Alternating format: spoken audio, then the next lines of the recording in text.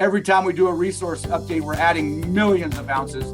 And you've seen the growth trajectory there from 2.5 million ounces to almost 10 million ounces today. And we're just getting started.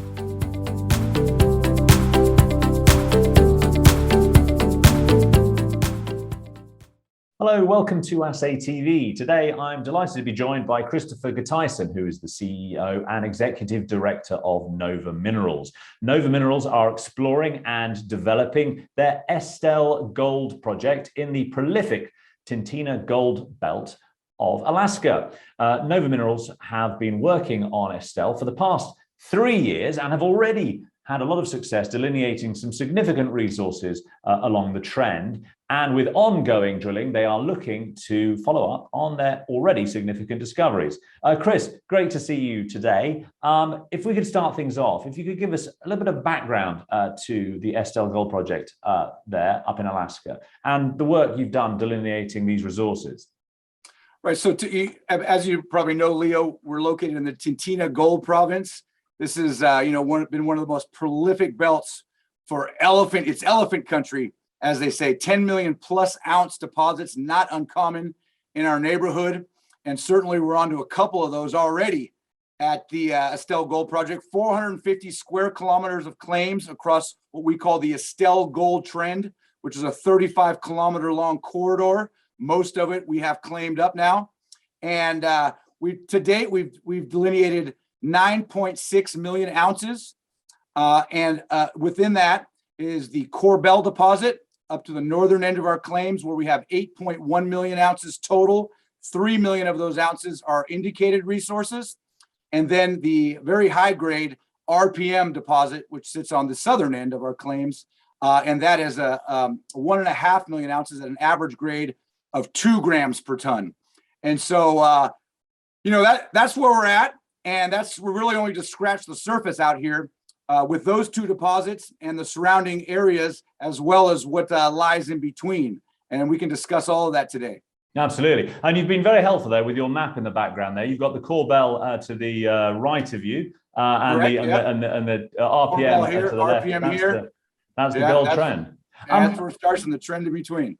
And it's been a pretty quick story. I mean, you started work on the trend, was it 2019? And you've already got these 9 million ounces, yeah? Correct. Our work started in earnest in 2019 with our first drilling programs. And, the result came back even above and beyond what we expected. We knew it was good, but the maiden resource was 2.5 million ounces. And on that basis and what we were seeing out there, we were really just committed big time. And now we have a year-round operation out there, a camp, and just been going nonstop.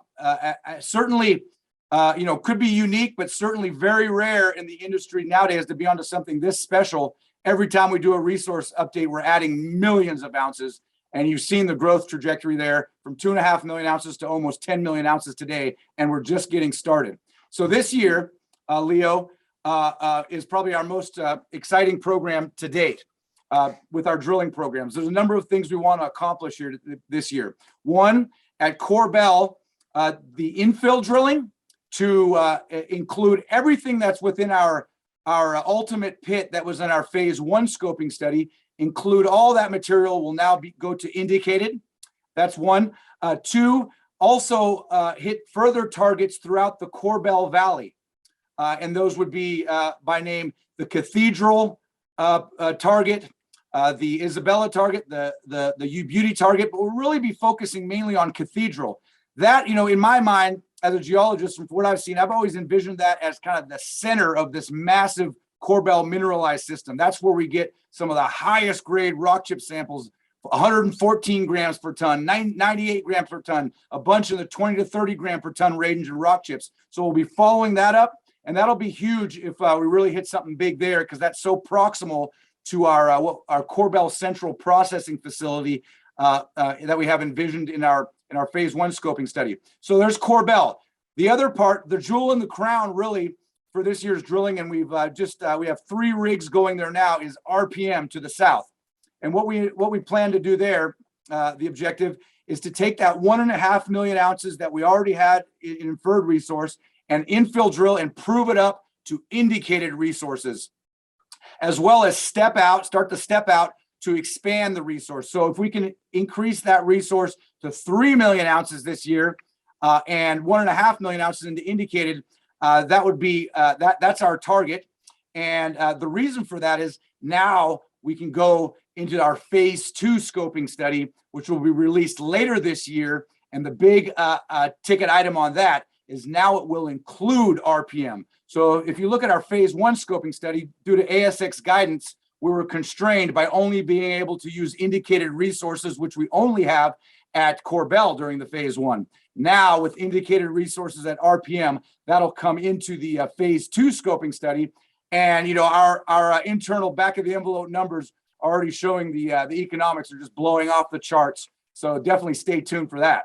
Absolutely. And you should remind our viewers actually of what you're following up there at RPM. I mean, your whole RPM 005 discovered, what did that discover? 132 meters at 10.1 grams per ton. So that's a pretty impressive intercept you're following up on there. One for the record books by any measure for sure. And, you know, to put that into context, that 132 meters at 10.1 grams per ton was our headline number, but that sits in within a larger intercept of 400 meters at 3.5 grams per ton. And so we're currently drilling. We've already started drilling there. We just completed 2 holes on either side of that RPM 005 intercept. And, you know, no assays back yet, but we're seeing the same rocks on both sides. So it is continuous down dip and up dip. And now we're stepping out and infilling towards the west. There's approximately, from what we see, you know, there's a big mag high that's associated with the mineralizations there, a big magnetic anomaly from the geophysics. And it extends out, the magnetics extend out up to 1.4 kilometers along strike to the west. And so that's what those step out holes will start to test.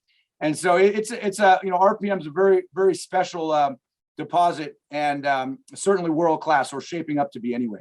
And you said you have, you know, assays pending. Well, when do you hope to have some results out from that? And what is the sort of timelines for the drilling program over the year at RPM?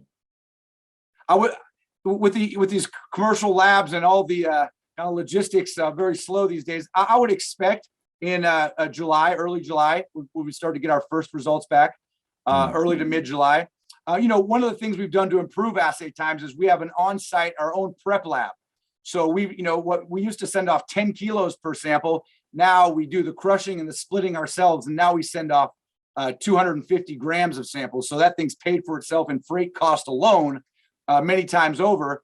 But more importantly, perhaps, is that will reduce our turnaround time, because a lot of the bottlenecks in those commercial labs are through the prep lab, right? And so we can bypass that whole thing and go straight to the commercial analytical laboratory.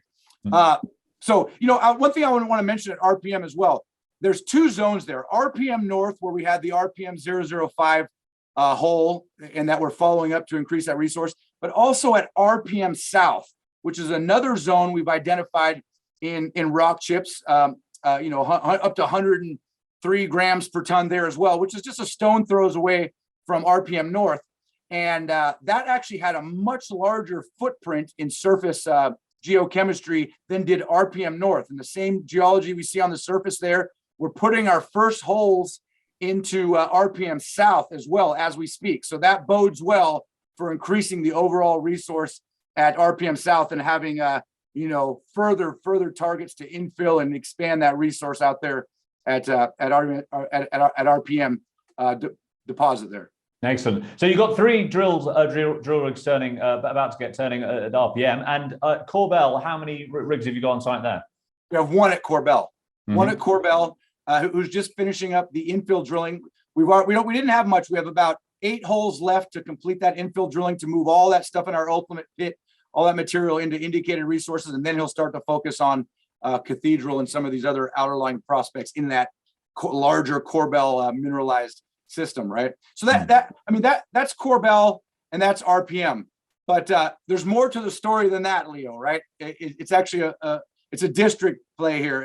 We're opening up the district, and so in between, concurrently in between RPM and Korbel, we also have ongoing recon exploration programs, and we're making discoveries left and right out there. Last year we had 2 very significant discoveries at Shoeshine, was one of them. They're close by prospects, 20 to 30 gram rock chips over a surface exposure of 1 kilometer in strike and 500 meters in width there at Train. So what we see there, we believe to be another one of these very large intrusive related gold systems there at Train.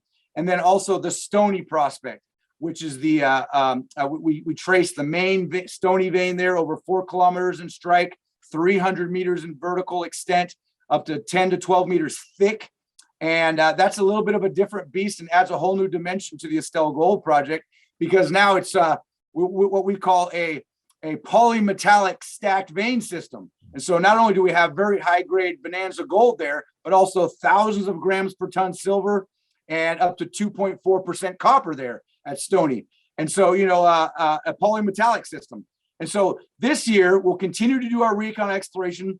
In many ways, it's virgin country out there. It's very easy to find deposits, dare I say it, but it's just old school geologists, boots on the ground, kicking rocks, and right on surface, we're finding these things.